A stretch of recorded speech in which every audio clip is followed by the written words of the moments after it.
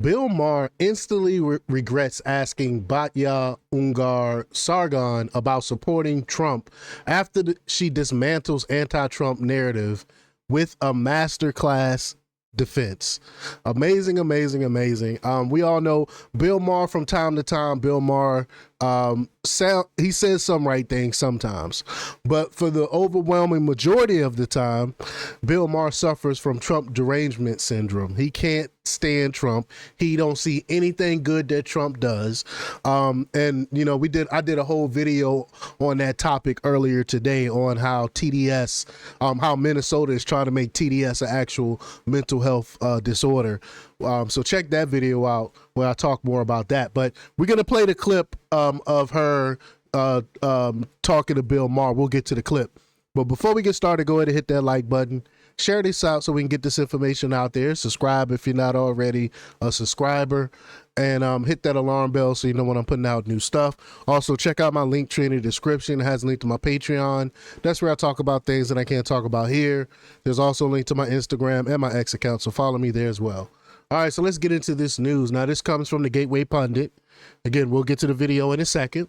But they report that HBO's resident liberal loudmouth, Bill Maher, thought he'd corner journalist Batya Ungar-Sargon on his show Real Time. And boy, did he pick the wrong fight. Maher tried to grill Ungar-Sargon over her unapologetic support for President Donald Trump, only to get a masterclass in why the MAGA movement is resonating with Americans fed up with the establishment. Ungar-Sargon pointed out what Maher and the leftist elites refuse to admit. Trump didn't just change the Republican Party, he exposed the Democrats as the party of the globalist elite. Endless wars and corporate greed. Facts. Trump abandoned the tired old GOP platform of foreign interventions, free trade, and social conservatism, and instead built a movement that prioritized the working class. Unlike the establishment warmongers, Trump is actually fighting to bring an end to America's endless wars. His economic policies put American workers first by rejecting disastrous free trade deals that gutted U.S. manufacturing. All facts. And these are all the reasons why I support Trump. Perhaps the most devastating moment for Maher was when Ungar-Sargon exposed the real reason why so many blue-collar Americans have shifted to Trump. The Democrats abandoned them. And that's exactly what the majority of the population feel. She laid out the cold, hard truth that Democrats not only shipped American jobs overseas with disastrous trade policies, but then flooded the country with illegal migrants to compete for the few jobs that remained. All facts, all facts. The Democrat Party has been given up on the the working class, and they try to feign that they still do. But all you have to do, they don't pay attention to what they're saying. Look at their policies and what they're actually for. Open borders and stuff like that, which is hurting the working class. All these things that the Democrats been pushing over the last few years. It has nothing to do with helping the working class, and Americans notice that. We're not stupid, so that's why we voted for Trump. But let's play this clip here. Here we go.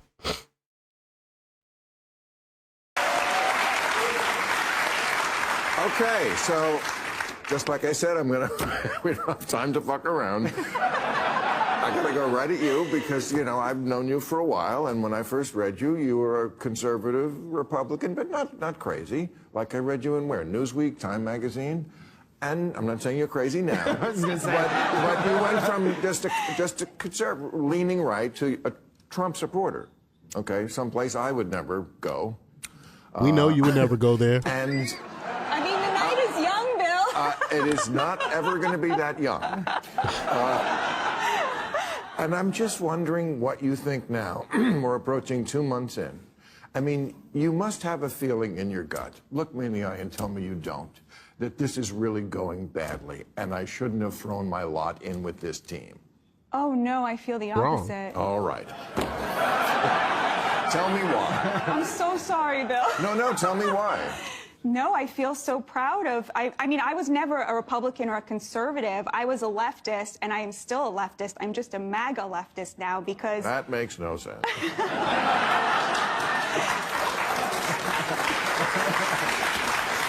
That's because we are the party of common sense. Y'all threw common sense out the window a long time ago. All you have to do is do a litmus test.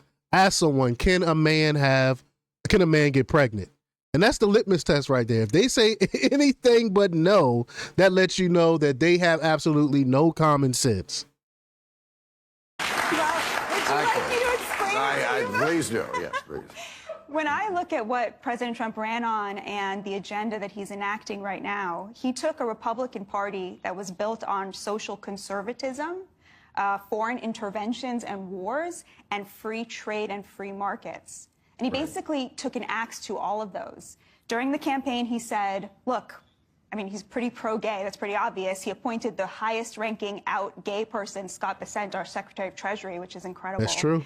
And he sidelined the pro-life wing of his party. He has changed the party, for sure. Okay, so he believes abortion should be legal for 12 weeks. But free trade, you mentioned. On foreign intervention, he's anti-war. He's trying to bring to an end to all of these wars, okay? By surrendering, but yes. Okay. I mean, that is one way to end the war.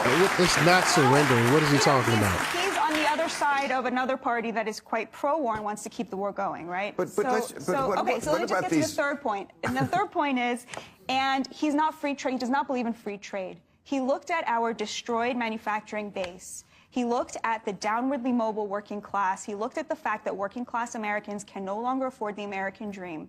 And he looked at why that was, which was there was a handshake agreement between both parties that we should somehow have free trade, which resulted in shipping 5 million good manufacturing jobs overseas to build up China and Mexico. And some came here.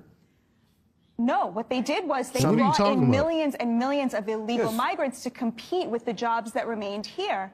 And what Donald Trump said was, we have to stop selling out the working class. That agenda that he laid out, socially moderate, anti-war, and anti-free trade protectionist, that is a leftist Sam, I will bring you in, I swear to God. I wouldn't call it leftist.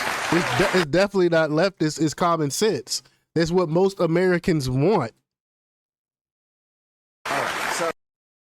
I mean, but she hit the nail on the head. She hit the nail on the head with everything that Trump is doing, what Trump is for.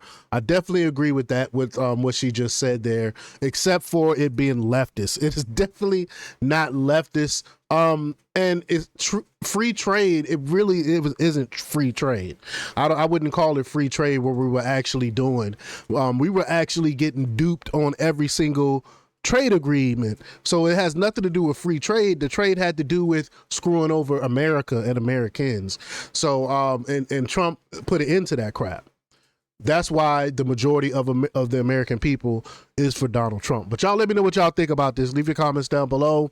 Like, share, and subscribe. And check out jjthepsychotherapist.com for the latest in news. Until next time, peace.